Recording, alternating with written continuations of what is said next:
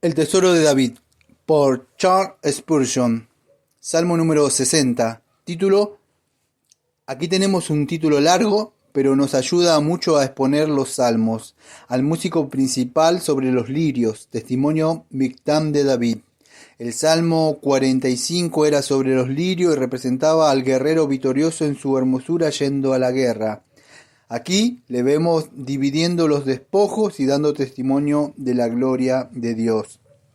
Nos comenta Charles Spurgeon. Susan Edud, los lirios del testimonio. Significa que este salmo tiene por tema principal algo muy hermoso y animador de la ley, a saber, las palabras de promesa citadas al principio del versículo 6. Nos comenta T.C. Bach. El Valle de la Sal, el cerro de Esdún, muestra de modo claro que es una formación peculiar. El cuerpo principal de la montaña es una masa sólida de sal de roca. Nos comentaba Edward Robinson en Exploraciones Bíblicas en Palestina. Versículo número 1.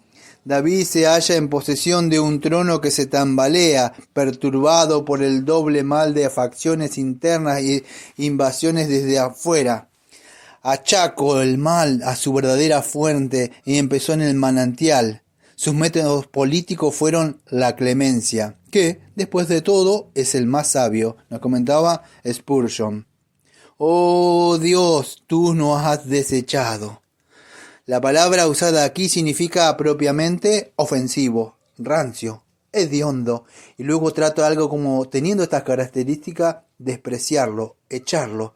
Es un lenguaje fuerte, que significa que Dios ha decidido tratarlo como si fuera algo apestoso para él. Nos comentaba Albert Barnes. Nos quebrantaste. Estos dos primeros pasajes con su confesión deprimente han de ser considerados como exaltado altamente el poder de la fe. En los versículos que siguen se goza en días mejores por medio del retorno de la gracia de Dios a su pueblo. Te has airado. Si nosotros te hubiéramos complacido, tú te habrías complacido en nosotros, pero nosotros hemos andado apartándonos de ti, y tú has actuado en contra de nosotros, nos comentaba Charles Spurgeon. Versículo número 2. Repara sus grietas. Como una casa tiembla a causa de un terremoto y sus paredes se agrietan y aparecen fisuras, así era su reinado. Nos comentaba Spurgeon. Versículo número 3. Has hecho ver a tu pueblo cosas duras. Dios tendrá cuidado de cultivar su huerto y quitará la hierba de su propio jardín, aunque crezcan en el resto del mundo o que quede desolado. Nos comentaba John Trump. Nos hiciste beber vino de aturdimiento. Esto es, que nos has hecho tambalear. Algunos dicen estupefaciente. Me comentaba Benjamin Bob Troy. Versículo número 4. Da a los que te temen una bandera para que alcen por la verdad. El Señor nos ha dado el estandarte del Evangelio. Vivamos para tenerlo en alto, y si es necesario, muramos defendiéndolo. El publicar el Evangelio es un deber sagrado. Avergonzarse de él, un pecado mortal. La verdad de Dios está implicada en el triunfo de los ejércitos de David. Él les había prometido la victoria y por ello en la proclamación del Evangelio no hemos de vacilar, porque con la misma seguridad que Dios es veraz, Él hará que su palabra triunfe. Nos comentaba Charles Spurgeon. Versículo número 6. Dios has hablado en su santuario. La fe nunca es más feliz que cuando puede recaer sobre la promesa de Dios. La pone sobre la clase de circunstancias desanimadoras, que las circunstancias externas digan lo que quieran. La voz de Dios, fiel, ahoga todo sonido de temor. Dios había prometido la victoria a Israel y a David el reino. La santidad de Dios aseguraba el cumplimiento de su propio pacto, y por tanto el rey hablaba con confianza. La tierra había sido asegurada y las tribus de la promesa hecha a Abraham, y este don divino era una garantía suficiente para que los ejércitos de Israel creyeran que triunfarían en la batalla. Creyente, haz uso de esto y expulsa las dudas, porque las promesas permanecen. ¿Me gozaré o triunfaré? La fe considera la promesa no como una fantasía, sino como un hecho, y por tanto bebe de gozo en ella y abarca la victoria en ella.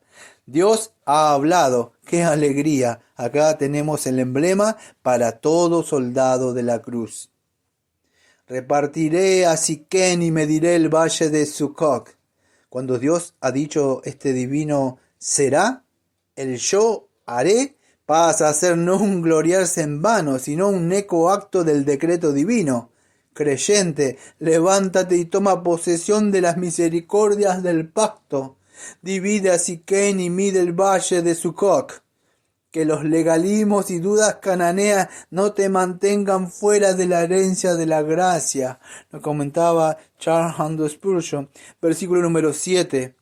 Judá es mi cetro. A todas las pretensiones de Roma, de los concilios, de los hombres, no hay que prestarle atención. Estamos libres de toda regla eclesiástica, excepto la de Cristo. Nos comentaba Spurgeon. Versículo número 8. Moab es una jofaiana para lavarme, una mera vasija para contener el agua en que mis pies han de ser lavados. Una vez Moab desafió a Israel por consejo de Balán, hijo de Beor, pero ya no podrá perpetrar más una bajeza así. Es la jofaina de aquellos a quienes deseaba contaminar. Nos comentaba Spurgeon. Sobre Edom echaré mi calzado. No necesita de vainar la espada para herir a este adversario tullido y abatido, porque si se atrevieran a rebelarse, bastará con echarle el calzado y empezarán a temblar. Fácilmente somos vencedores cuando la omnipotencia dirige el camino. Nos comentaba Charles Haddon Spurgeon.